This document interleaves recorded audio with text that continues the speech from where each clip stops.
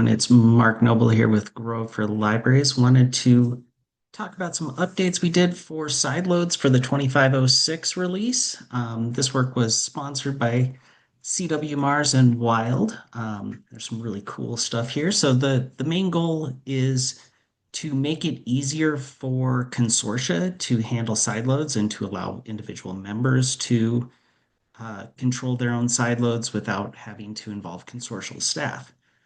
Um, so let me share my screen here.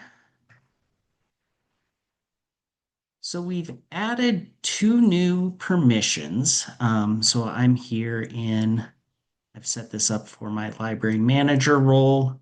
You can set them up for or library admin role. You can set them for whatever you would like. There are two new permissions: administer sideloads for home library and administer sideload scopes for home library. So administer sideloads for home library is going to allow those users to create, edit, upload MARC records for their library, as well as any sideloads that are shared with them. They can do that with. The administer sideload scopes basically just allows you to attach your library to another library's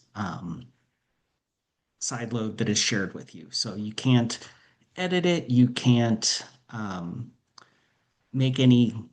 can't upload new records or anything like that. You can really just say, hey, if one library is using, say, Canopy, I would like to also be able to use that, and I will attach myself to that. So those are the two new permissions. I have a couple of different users set up here. So I have just my main administrator with a user who has the permissions to administer all sideloads. So that's this first one. The second one is somebody that has permissions only to administer for Elm. And the third one is a user that only has permissions to administer for Aspen. So let's take a look. So we're going to add a new sideload. I'm just going to call this test 3 for now. And because I am restricted to only my own library, I can only add Aspen library stuff. I can choose the sharing for that. For that, I get options not shared or shared with all libraries, but only editable by the owning library. So let's go back to the user that can create everything. I'll show creating another one.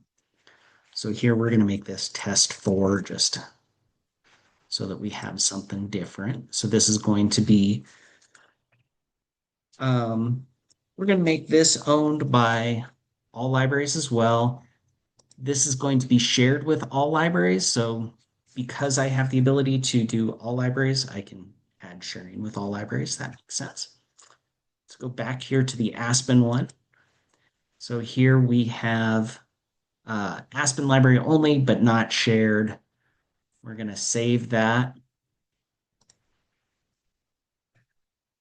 So now we have test 3, Aspen library, not shared. A couple of other things we did. So we did update the record URL to be created automatically. So this is going to be based off the name of the sideload, as well as the library, the subdomain of the library that owns it. So in this case, it's test 3 Aspen. If I created one for Elm, it would be test 3 Elm.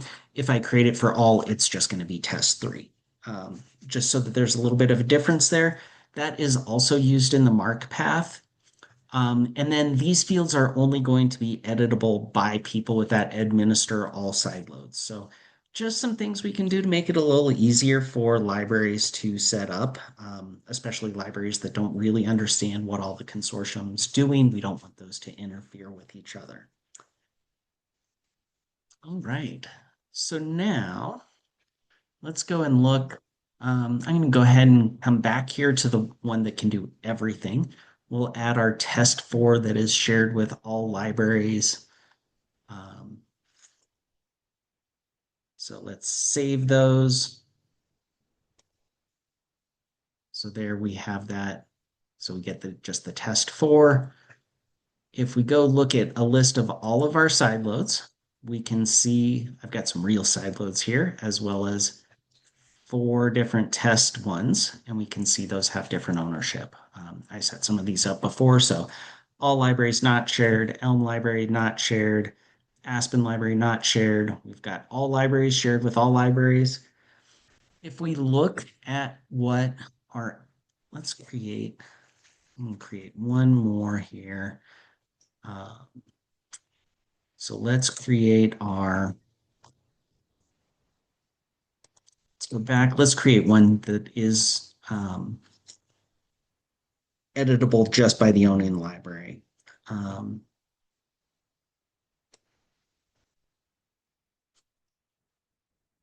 So I'm going to call this test 5. This is going to be owned by the Aspen library, shared with all libraries, editable by the owning library only. All right, so now if we look at the list, so let's look at the person that can see everything. So we can see, okay, we've got test 1, 2, 3, 4, 5. That makes sense. We can see everything. Those are the ones that are created.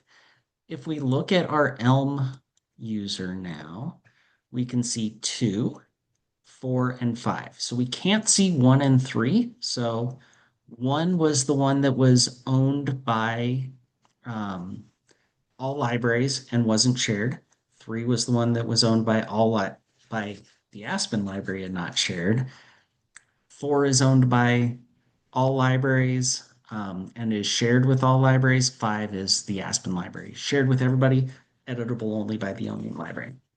And then the Aspen user, so here they don't see 1 or 2, so the all libraries not shared and the Elm library not shared, but they do see the ones that they own and that are shared with them. So, and the shared with all libraries, they can use but not change. All right, so let's go in and let's just take a quick look at some of these. So here, the Aspen library owned by the Aspen administrator. This one is not shared, so they own this one. They are the ones that can see it, and they can do things like view and upload MARC files. They can edit any of this content that they want to, so they can change their deleted records. They can edit their scopes. Oh, the other thing I forgot to mention that is important is when an individual library is creating their own sideload, it is automatically assigned to their library and locations, just again to make that a little bit easier for library administrators to set up if they don't need to know the entire thing. So they can do whatever they want here, upload MARC records, anything they want. Let's go back to our list of collections. If we look at one that is shared with all libraries, so here we have the ability to do whatever we want. So we can view MARC records, we can upload MARC records, we can change anything we want. So that's great.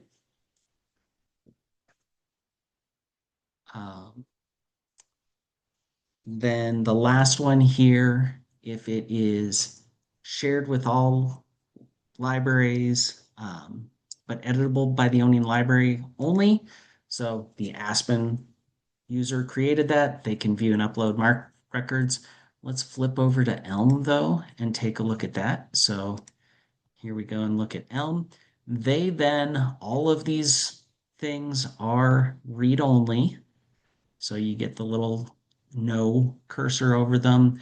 We don't have the view, we don't have the upload MARC records. We can view the MARC files, but we can't upload.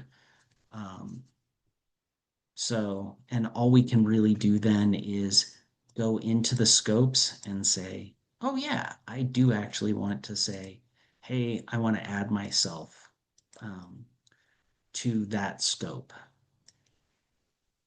So then they would get those records as well, but they can't change anything. So they're dependent on the other library to manage them.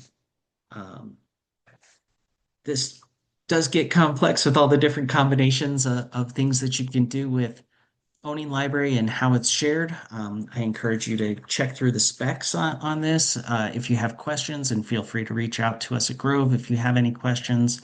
The Jira ticket on this was DIS 560. So there's additional information there, including information about how it's tested and how we tested it. Um, so yeah, great functionality added by CW Mars and Wild. We're really excited to make this functionality better for all of our consortia using Aspen. Thanks a lot, and we'll talk to you again soon.